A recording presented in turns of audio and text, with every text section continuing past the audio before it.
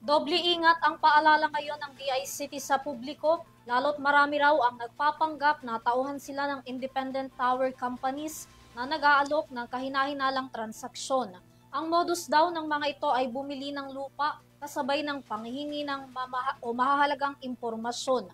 Alamin ang balitang yan mula kay Catherine Landicho. Naglabas sa babala ang Department of Information and Communication Technology laban sa mga nagpapakilalang kumakatawan sa third telecommunity tower provider na nais bumili ng lupa para magtayo ng cell tower. Ayon sa DICT, nakatanggap sila ng impormasyon na may mga nagpapanggap na independent power companies kahit hindi naman sila konektado o otorisado ng pamahalaan. Kadalasan naman ang humihingi ang mga ito ng personal o sensitibong impormasyon at nag-aalok ng mga kahina-hinalang transaksyon. Pinapaalalahanan ng DICT ang publiko na magdoble ingat at huwag makipag-ugnayan sa sinumang kahina-hinala ang layunin.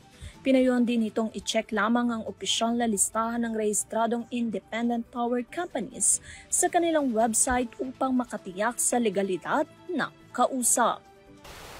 Para sa European News, Catherine Landicho, mga saludo sa bawat